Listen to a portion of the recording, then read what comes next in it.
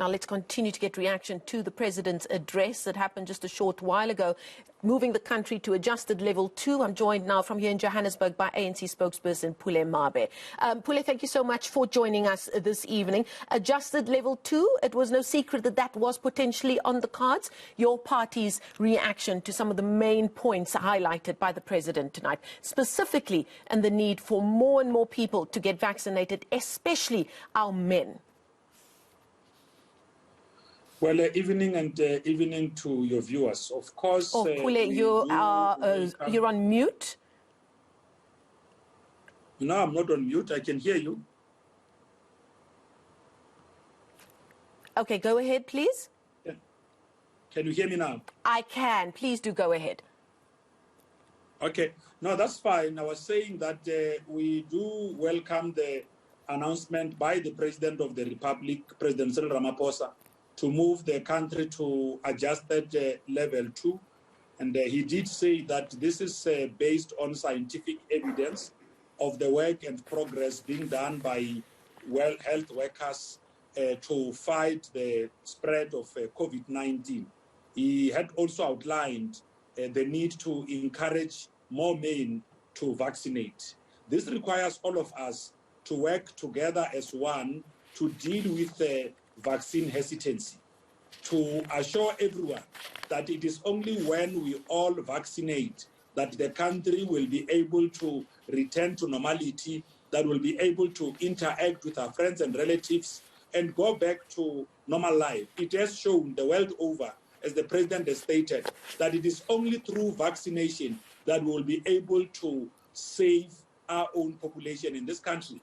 But what is also important is that as more and more people are vaccinating, it allows government to allow for more activities to take place. Going to adjusted level 2 does allow for more economic activities, for more time for non-essential establishments to be able to operate. Now, this was a little bit difficult when we're under alert level 4, alert level 5, and all of those restrictions imposed were making it difficult for those that operate in those economic settings to be able to realize better returns, protect jobs, and all of that. But we must also note that our own government has got a program focused on economic recovery, and that efforts to recover the economy, assist ailing businesses whose conditions were created by the pandemic to be able to survive. Of course, we know that many small businesses will have benefited from a number of relief packages that the government has put forward, including this social relief grant that is being paid out of 350 to make sure that while people are ravaged by the pandemic, they could still be able to survive and sustain themselves and be able to provide for their own families. This shows care on the part of our own government, but government will not be able to do this work alone. It requires the rest of us to hold hands with government to make sure that we could be able to deal with this pandemic. But the President also did speak about the second pandemic, which is gender-based violence. We need to work together as men and everyone else in society to protect our women and children, be able to name and shame those in our communities, in our homes, who get to engage in these horrendous activities. Women and children ought to feel that they are safe in this country.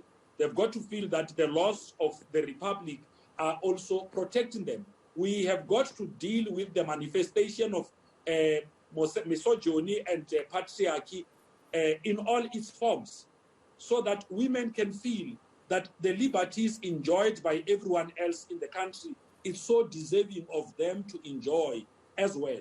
But also, moving the country to alert level 2 also now allow for gatherings. You would also know that on the 1st of November, we will be going to our own local government elections to give our people space to be able to elect their own representatives. It is only fair that that space is created for the different political parties, independents who will be campaigning, to meet with the numbers as stipulated, not exceeding 500 in outdoors, for as long as they ensure that the places under which they meet or venues they use for such meetings have got sufficient ventilation, so that later on, when elections are declared, parties do not feel that they might have been discouraged from campaigning or contesting because of lockdown restrictions. What government has done. Pule, unfortunately, I've got the clock against us, unfortunately, because we're trying to get reaction from as many people as possible. Now, obviously, political parties are encouraged by the fact that they now can go ahead and campaign. But obviously, with a COVID still a dark cloud over their heads, we've spoken to the IFP, we've spoken to the DA, we said they'll use their platforms to encourage people to get vaccinated. They'll ensure that their party workers who go out into the communities are COVID safe as well. But your party has, on top of that, parties in provinces like KZN, on top of having to be careful because of COVID. Unfortunately, some of the headline stories over the last few days involved an awful drive-by shooting that happened at one of your party meetings in Inanda in KZN. 3 women were killed, 5 more people being injured. So on top of people being fearful about COVID, there's the spectre of political violence now that is already rearing its ugly heads, with us not even knowing on what date the election is going to be taking place. What is your party going to be doing just to calm the atmosphere around the questions around the candidates list, and especially in provinces like KZN, where unfortunately there's a history of political violence, especially in the lead-up to important elections? Well, we are concerned about the incident that happened in Inanda, KwaZulu-Natal, yesterday in a community meeting of the African National Congress. We see this to be an act of criminality. We call on law enforcement agencies to act with the necessary speed to apprehend those that would have been involved in this sort of action.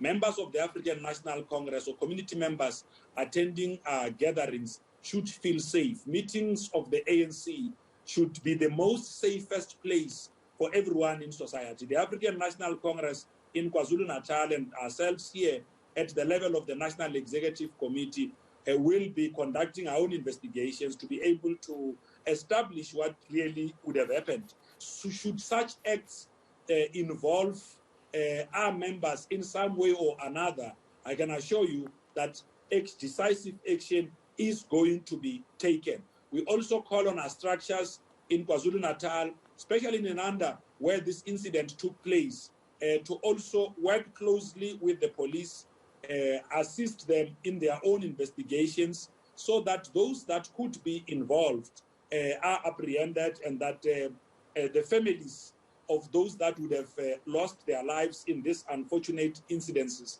could also find closure. We convey our condolences to the families of those that had passed on in our gathering, and can assure them that those who did this, their conduct does not necessarily reflect the conduct of the African National Congress, its members, and the entirety of its leadership. The ANC is a very peaceful organization, does not associate with any form of violence, and the ANC will do everything it can in its power to uproot those that are bringing violent conduct to its own activities. Because this organization belongs to every citizen of this country.